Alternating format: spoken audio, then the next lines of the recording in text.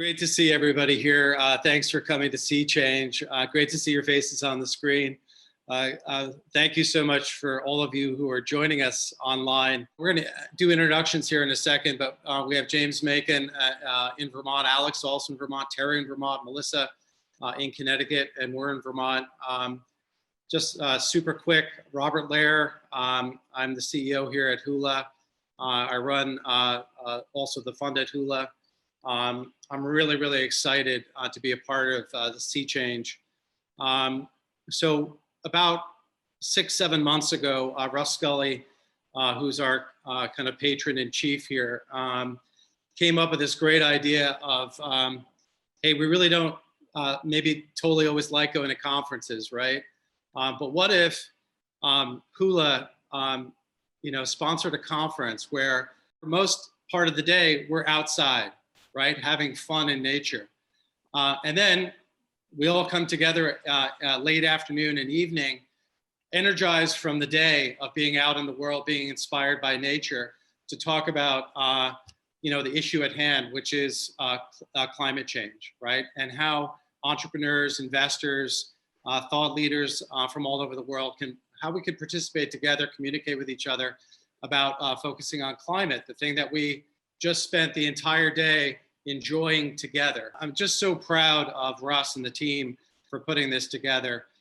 This particular session is about impact investing. And I'm, like I said, so happy to have the 5 of you here to talk about venture capital, venture investing, and specifically impact investing. So thank you all for joining me today.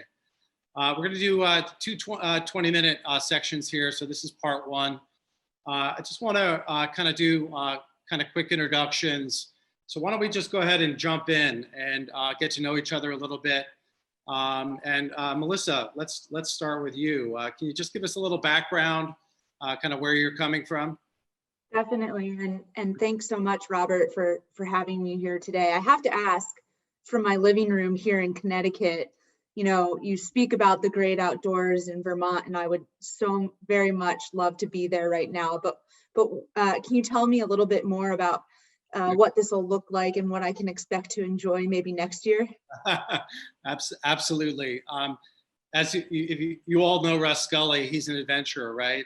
All of us on the team like doing adventures. I've been to 53 countries. I love always being on the move. We were in Puerto Rico together, Melissa. It was great having you there. That's the genesis, right, of this whole idea. So we're going to get next year when people come for the winter session, we're going to go to all the mountains. We're going to do ice kiting. You should see Russ Scully on an ice kite, right? So he's getting dragged along on his snowboard with his kite. There's going to be a whole group of people out there ice skating. We've got a hockey rink right over here. We're going to have wild hockey games.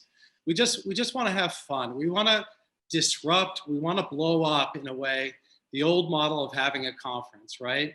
And all of us have been inspired, I think, by, and we're going to get into this, impact investing, because we love being outside. That's the genesis, and that we'll have fun, and then we'll get together at night. We'll talk into the wee hours of the morning. So that's the vibe. Thanks for asking. That sounds incredible. I know I've definitely been inspired by spending time with the Hula team on the waves in Puerto Rico. So can't wait to be with all of you in person. As Robert said, I'm Melissa Dolan. I sit on the investment team at Emil Capital Partners, which is an early stage growth equity firm here in Connecticut, exclusively focused on the consumer space. My background is in traditional investment banking and private equity, but I spent 5 years as a brand manager at companies including General Mills and Danone. So usually when I'm speaking to founders, I wear my marketing hat, and it's so fun being back in an investing role now, but being able to really empathize and relate to founders, having been in the trenches myself. Thanks, Melissa. Thanks for being here again. It's great to see you. Yeah, Terry, why don't you go next? Usually when I in introducing myself in this context, I go to the beginning of what I think of as my professional career, right? And I'm talking about the last 20, 25, 30 years. But since we all have these great ties to Vermont, I can't resist like taking it back to the beginning and saying, this is where I was born. And I have, yes, spent my entire professional career working at the intersection of business and environment.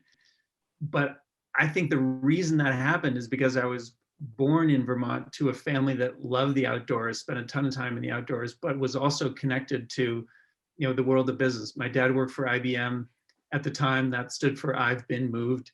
And so we moved all around the world, spent time in Asia, upstate New York. I always had this desire to get back to Vermont though. And I also had this, I think, notion from the very beginning that there shouldn't be tension between these two worlds of business and environment. So I kind of set out educationally to try to resolve that tension. And since then, I've worked in the nonprofit context, in the for-profit context, and finally the investment context, trying to prove to the world that there doesn't have to be a dichotomy between the world of business and the world of environment. So, and then just brass tacks, I started and I run Helios Capital Ventures, which is early stage clean tech. We've got about 100 million under management, primarily energy focused. We've done deals in lighting, efficiency, solar, but increasingly batteries have become our focus. That's great. Terry, thanks. You went to Middlebury too, didn't you? Stayed here for college or no? You said. It was the time in my life where I was going to do anything I could to get back to Vermont. And so, yeah, I had 4 great years of college here and then moved out yet again. Finally came back to raise a family here though. And you were with 1% also, weren't you? You were early on there, right? 9 years, actually, from the time that it spun out of Patagonia to, I guess, six years ago. Yeah, I ran a wonderful, wonderful time in life. Yeah, and Yvonne Chenard, as everybody knows, is our keynote, and 1%'s been firmly embedded in this whole process with us. So thank you for your 9 years of work with a fantastic organization. So it was a great pleasure. Yeah, great. So James Macon. Yeah, thanks, Robert. It's great to be here with you all. I appreciate the chance to chat and learn more about each of you and explore impact investing. I am a venture designer, a fund manager, as well as a venture operator, really focused at the intersection of social and environmental impact and demand. This includes, my work has spanned a number of different sectors, industries, technologies, and it includes, everything from healthcare, finance, to sustainable fisheries, into clean energy, the built environment with sustainable materials. Over the past decade, since 2010, I've been managing a venture capital fund that is focused on agriculture technologies and food system innovations here in the US and Canada, called Closed Loop Capital. Managed the fund from 2010 to 2020. Our investments spanned really from the field all the way through to consumer products and what ends up on your plate. And over the course of that period, we did execute on that full value chain investment strategy. Investments out of Closed Loop included alternatives to chemical-based farming, decision support systems for farmers, platforms for commodities exchange and organics and identity preserved crops, all the way through to novel ingredients, as well as protein innovations.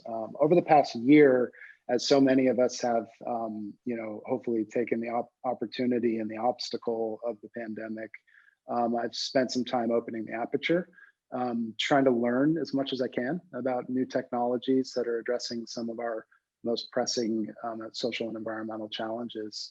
And yes, I live here in Vermont with my wife and 2 kids. Our local mountains are Stowe and Bolton Valley. And I'm so grateful to be here with you guys today. Thanks, James. Appreciate you being here. So I was with you on the night that Beyond IPO'd. I don't know if you remember that, but we're going to talk more about that in a second. So if you're willing. So indeed. So Alex, from Tin Shed in California, but also in Vermont, right? Alex Kremer. Yeah, that's right. I'm taking the opportunity as we quarantine or lay low to be in the mountains. I'm more of a mountain guy than a beach guy, so I'm happy to be here in Vermont. And I spent some time at my, I guess, start of my impact career was just across the border in New Hampshire at Tuck, where Melissa and I were studying. Took my investment background and really wanted to focus how do you invest responsibly, define that for myself. And I think as we'll talk about, impact investing can mean so many different things to different people. So that was my focus, to try to do that for myself, and ultimately joined Patagonia's Tin Shed Venture team, which is our corporate venture arm. And you mentioned 1% for the Planet, which is something that Patagonia, our founder, helped launch, which is how we donate 1% of our revenues to grassroots nonprofit organization. But there's always this gap of what about the folks that were like our founder, even if they were reluctant businessmen, like he called himself, but they did have a business idea to solve an environmental challenge. So there was that gap, and Tin Shed's filled that gap. And to date, we focus on some of the things that James mentioned, regenerative ag, using ag to benefit our planet, not to harm our planet, because it certainly is a big factor in emissions and everything, all the way to our supply chain, to the materials that we use, to ultimately what happens to the stuff we make at the end of the day. How do consumers handle that? How does it end up in landfill or not? And we try to avoid that. So really spans the spectrum of things that we can control and beyond. Great, Alex. Thanks for being here. I think what I want to do is just kind of go around the horn, and Alex, I'll just start with you and kind of go around the clock. Tin Shed is so fascinating. I encourage everybody in the audience here's listening to this, watching this, to check out your portfolio page. I find it absolutely fascinating. The companies that Patagonia is focused on. I saw the Buffalo, company. I saw is it Bureo, the recycled fish nets? Yeah, Bureo. Bureo. Yeah. Okay, so and I also saw the Warrenware, right? Because that's kind of one of your main things as well, right? That's right. That's kind of emerged from a Tin Shed investment where we partnered with a company who wanted to make the most use of things that already exist out there. So their first business model was, if Robert has a toaster, he owns that toaster and James wants to buy it. Now we know James has that toaster, and people can ping him and say, hey, are you still using that or are you not? And toaster maybe is a bad example. But really take inventory of everything that's out there. And that got some interest. We had a small partnership with Patagonia Gear, but they pivoted and they said, we really want to help brands keep their stuff in use and take control of some of the things that are happening in the market, like Poshmarks, the ThreadUps, the eBays, where people are getting really comfortable buying and selling used stuff. And that's where we realized, we have a Warrenware program, which the whole point of it is to help our customers keep their gear in use. And that's when they pivoted their model, this company Trove. We launched this internal startup, and we came together to launch Warrenware as a business where we buy and sell used Patagonia gear. So that's been really amazing.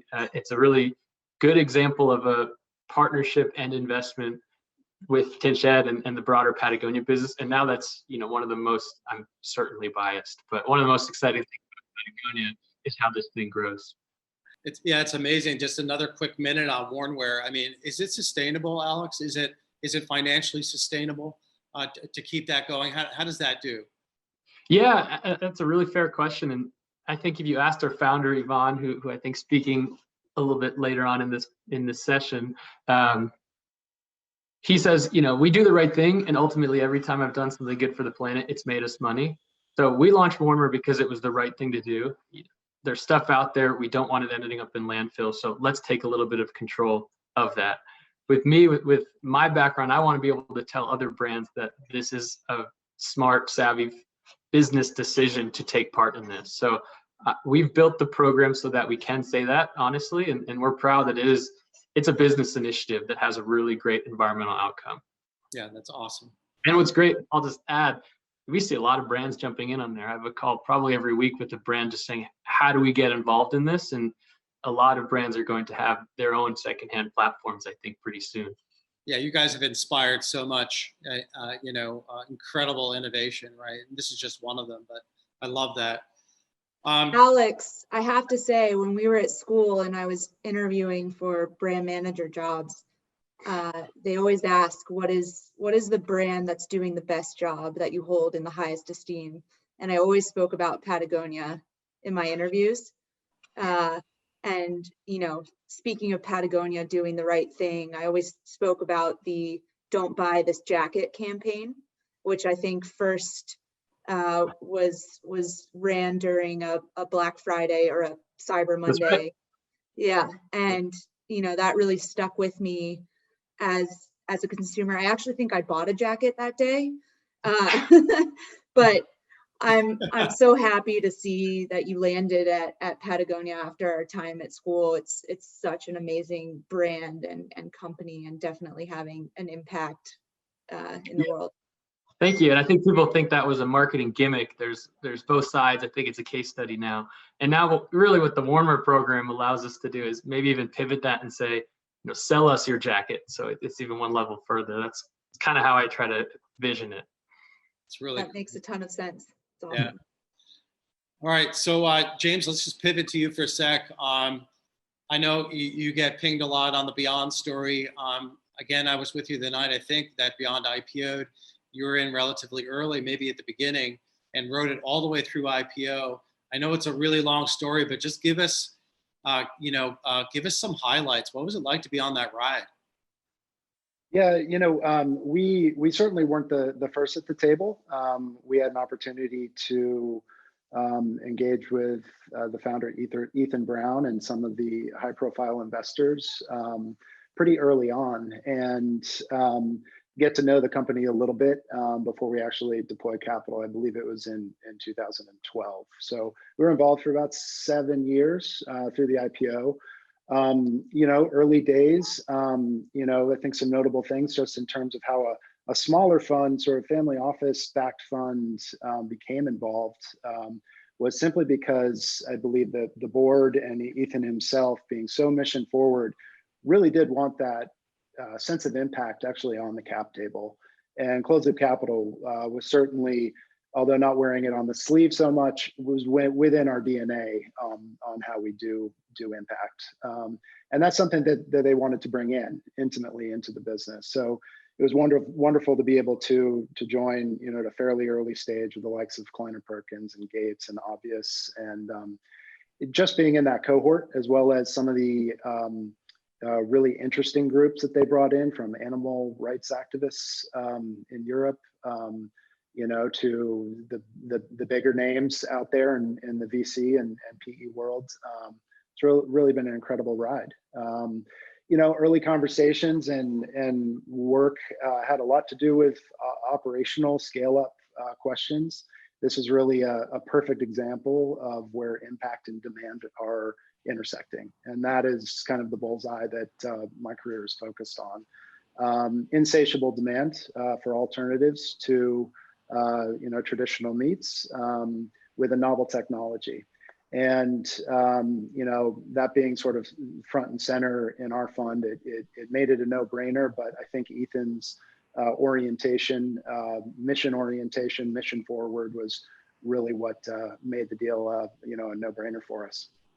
James, was there a moment where you said, because we all have these moments, right? We all, pull the trigger on something. And was there a moment early on where you said, this is it. This is, we're pulling the trigger. This is, a eureka moment? Because I mean, it's artificial meat, right? I mean, or artificial. It's not artificial. It's engineered meat, right? It's plant-based meat. Was there a moment where it kind of came clear to you that this is investable? I've had eureka moments before, and usually it's misguided to act upon them. In this business, there's a lot of diligence that goes in, and to make a case and to basically write a book on an investment opportunity and be able to defend that opportunity is what it's all about. So operational excellence, outstanding team, surrounded by investors that are magnetic and bring a lot to the table in terms of being strategic. So I wouldn't say it was a single moment in time. It was something that built. It was a conversation over the course of, frankly, a year plus, to get to an investment decision. Well, congratulations. It's just a fantastic story. So Thanks. we'll talk a little bit, maybe more, about it, maybe in part 2 here. But Terry, why don't we go to you? We talked about a deal, Solarlytics, that was fascinating to me, and it really stood out to me. And this is a 10% augmentation, right, of output from solar cells. Interesting company. Do you want to tell us a little bit about it, or? Sure. Yeah, I mean, trying to pick any one of your portfolio companies is like, to highlight is like being asked which of your children is the favorite, right? But this is one that we've been hard at work on for many years. And so the relationship is deep. We sit on the board.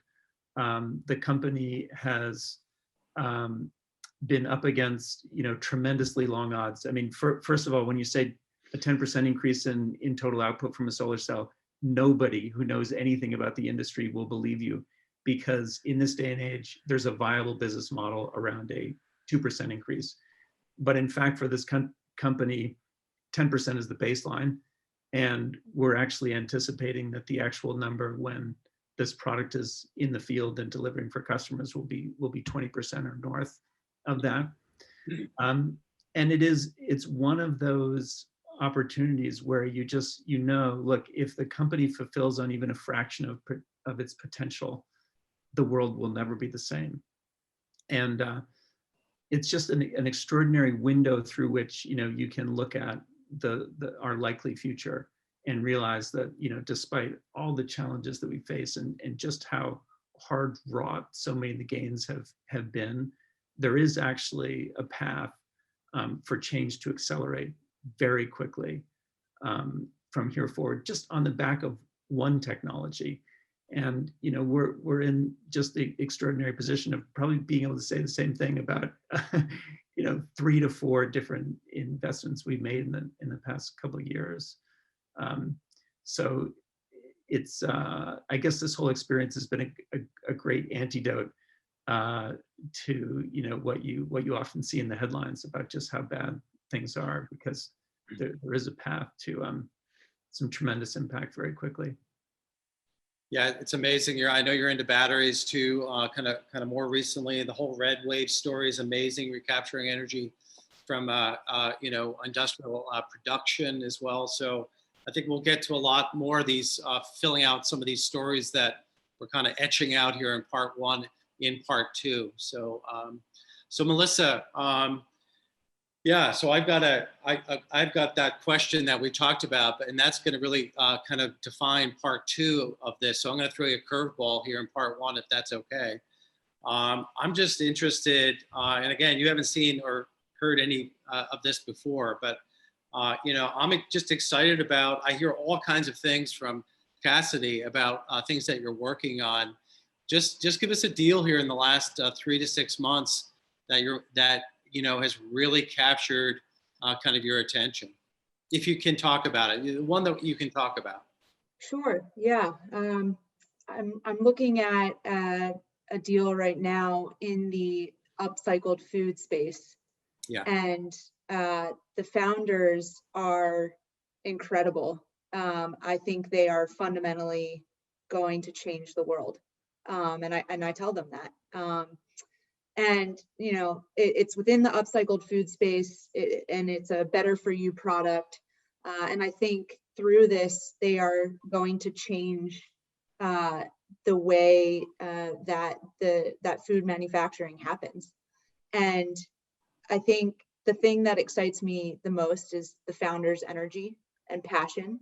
I say they're going to change the world and the way that we consume and source food, but they would never tell you that.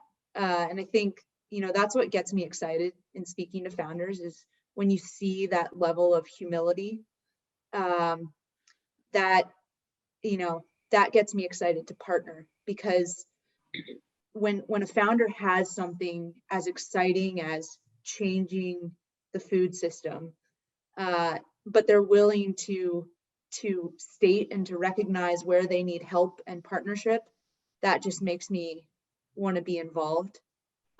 So really excited about the relationship we've been building with these founders, and really hoping to partner with them to make a huge difference in the amount of waste that is currently generated in food production.